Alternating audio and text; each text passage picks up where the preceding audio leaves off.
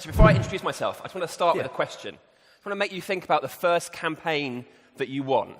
Just think about the emotions you felt in that campaign, that kind of surge of adrenaline you get, that kind of sense of a job well done. Now, I guess as campaigners, we're all in the business of winning campaigns.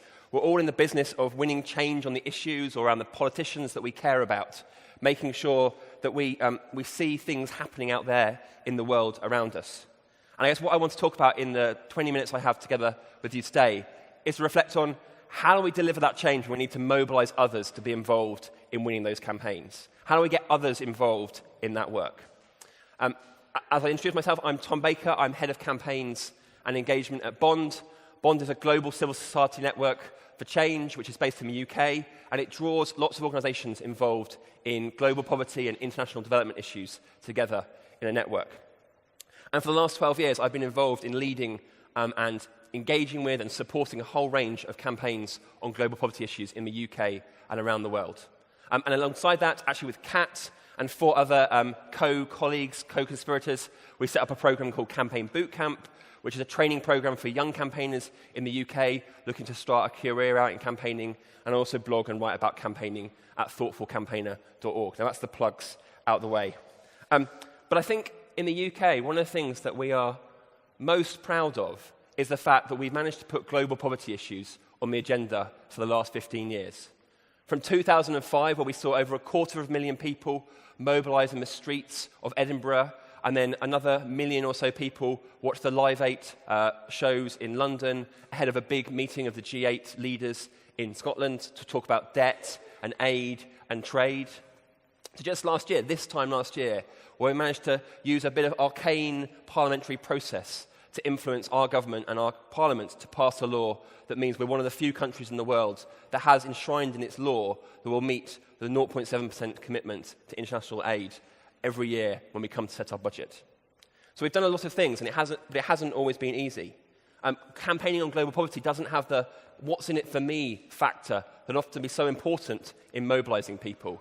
It's about something that you're doing for others that you may never actually get to meet. And I think it'd certainly be fair to say in the last 3 or 4, 5 years, perhaps we've been more successful. We've encountered an increasingly hostile media and political environment. I was saying to a colleague earlier this week that it felt for the first 10 years of our campaigning, we had a tailwind behind us, pushing us forward. But it very much feels like in the last 5 years, we've been campaigning into a headwind of sceptical public opinion, critical media coverage, and a question in the UK about whether, as charities and campaigning organisations, we should even be involved in the realm of politics. So what have I learned about mobilising through those experiences? Well, question 1 and lesson 1 is that we need to ask the question, do I need to mobilise? Now, it might be counterintuitive to start in that place, but I think we have to remember that mobilising is a costly activity. And too often I've seen campaigns, indeed campaigns I've been involved in, we've rushed in to try and mobilise straight away because we think it's the fun, exciting, dynamic thing to do. And we haven't stepped back and thought in our strategic process, actually, can the change I'm looking to deliver be delivered through other methods or mechanisms alone? Actually, if the change I'm looking for, can it be delivered by a well-placed piece of media editorial? Can it be delivered by a thoughtful submission to the right parliamentary committee? And it matters, not just because it matters because our resources are always constrained in the work of campaigning that we do. And often, in the work that I've been doing, we've had far less resources than those we've been campaigning against. But it also matters because I think it has an impact on the way our supporters and those we're trying to mobilise perceive the work that we're doing. They can sniff out a kind of bad campaign arse. They can sniff out a campaign where they really don't see how they have any agency in it. Our supporters and activists like it when they get given an action to do that they really feel they have a role to play, they have an agency to play in it. One of the lessons I learned from the campaigning we did last year around the 0.7% bill in a campaign called Turn Up Save Lives was that our campaigners loved it. And our campaigners and supporters loved it because it was time-bound, it was binary, and it was specific. They knew that their efforts to go and talk with their politicians, their efforts to talk with their members of parliament would lead to the outcome or not, would lead to whether they turned up to vote for the bill or not. So we need to ask ourselves the question, do I need to mobilise? We're assuming that we've agreed that we need to mobilise. The next thing I think I've learnt over the last 12 years is we need to build a politically diverse coalition. I remember back in 2005 working when we were in the middle of this massive campaign called Make Poverty History that I mentioned earlier. I had a friend who worked in Number 10. He just graduated, just started to work at Number 10 in a completely different part of the Cabinet Office in that infrastructure. And I remember having a conversation with him, and he talked about how the Make Poverty History campaign was having a buzz on the inside of Number 10 because it was bringing different people and unusual suspects around the table. At the heart of the success we've had on international development issues in the UK over the last 15 years has been a politically diverse and broad coalition. Now, it's very easy to form coalitions with our friends and allies. We get on with them. It's easy to reach agreements. But we have to remember that it's often most effective when we bring politically diverse coalitions together. Unusual coalitions, unusual alliances are much more likely to get noticed.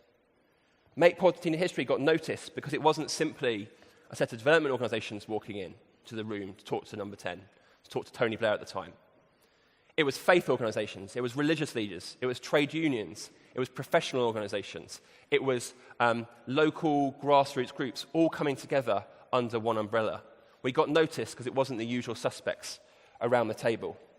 Now, forming coalitions isn't easy, of course. It comes with high opportunity costs, the amount of time it takes, the resources it takes to agree on our plan. But I can't underestimate just how much this has been the bedrock of our success. And I think one of my lessons is, if you want to mobilize well, you need to go and mobilize with others. So lesson 3, take time to nurture and develop your activists.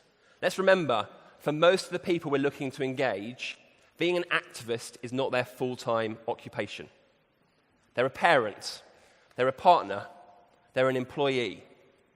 We're asking them to do something in addition to everything else that they're doing. So if I want to recommend one book, one kind of piece of learning on this, I would recommend a book called How Organizations Develop Activists by an American academic and activist called Hari Han. And I'll share the links to the book at the end. Now, in the book, Hari goes and does a comparative study looking at 2 different campaigning organizations in the US and asks, what are the ingredients for successful activism? What are the ingredients for successful, sustained grassroots activism? And she goes away and she studies and looks at all sorts of different groups. And she comes back and identifies that you can basically classify the groups that you work with into 3 broad criteria. There are groups that she calls lone wolf groups, and we may recognize this in the work that we do. They're effectively groups where it's run by one individual who might use the brand of your campaign, but they kind of do what they want to do. And they're not open or particularly interested in drawing in others to the work. The second group she identifies as groups that are involved in mobilizing. Mobilizing are groups where there's lots of work and effort goes into getting people to take action. But the effort is focused on getting them to sign that next petition, come on that next march, participate in that next public meeting. But there's not lots of questions about what happens to that activism next. They're very busy, they're very active, but it peaks and falls. And as you can see, it's very much about trying to get a breadth of support in the work that happens. And then the third model that she identifies is groups that are committed to organizing. Now, on the surface, it might seem that groups committed to organizing are very similar to those that are committed to mobilizing. But there's a fundamental difference that she identifies if you dig a little bit deeper. Those groups that are committed to organizing, the approach is different. The approach is about building people's leadership, about their training, and about equipping them with the skills for organizing, which they then can pass on to others to replicate the model. There's a quote in the book that I think is really profound, and it's a good one for us to reflect upon, which is this. The organizer makes 2 choices, 2 strategic choices. 1, to engage others, and 2, to invest in their development. The mobilizer only makes the first choice, to engage others.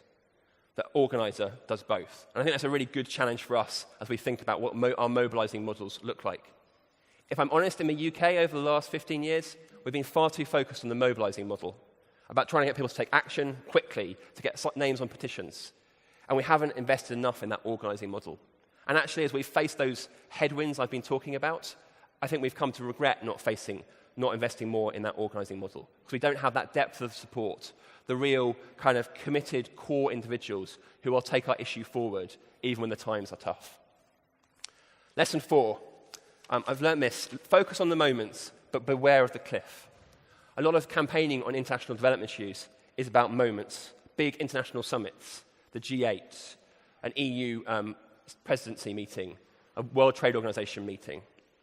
And they're great opportunities to mobilize individuals because they're full of jeopardy, they're full of opportunity, they're full of that burning platform that means you can write a really effective campaign email, get people to get involved in something. But I've learned the hard way that if you just focus on moments, quite often the moment after that moment's happened, you fall off a cliff and your movement and your mobilizing falls off a cliff. I learned this in 2005 in one of the first campaigns I was involved in Maplewood history. We had this great plan at the start to have a year-long campaign that was going to go through a number of different moments. But for various reasons, we had to put all our resource, all our energy into the July G8 moment. And it meant that we just didn't have any Team B, any Plan B particularly, for the second half of the year. So all those people we'd mobilized and engaged and organized and energized, we hadn't got a clear plan for what happened to them next.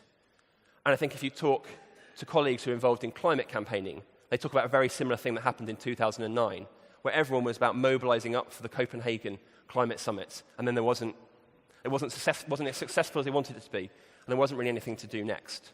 So avoiding the cliff isn't easy because we always have scarce resources, and we need to mobilize those moments. But being aware of the cliff and thinking about how you plan to not fall off it is really important as you think about mobilizing your movement. 2 last lessons. Number 5, learn from others. As campaigners, I can't emphasize enough how I think we should be spending our time learning from others. I think that's why an event like today is so great, because we're hearing from colleagues from NGOs, from political campaigning, from corporate campaigning, all sharing their best practice. And I think rightly we spend a lot of our time perhaps looking at what the US presidential election is doing. That seems to be the model we all want to adapt and follow. And there's loads of fascinating learning to take from that, and I think there's a couple of sessions this afternoon about that, and some of the work that Bernie Sanders seems to be doing is a fascinating organising model from where I sit and what I'm reading.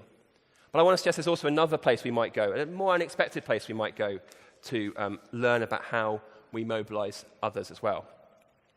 As I mentioned, one of the groups that's been right at the heart of what we've been doing in the UK over the last 15 years or so has been the churches. And there's some really interesting learnings that comes from the churches about how you mobilise and engage others. So bear with me with this. About 15 years ago, there was a mega-church pastor in the US called Rick Warren.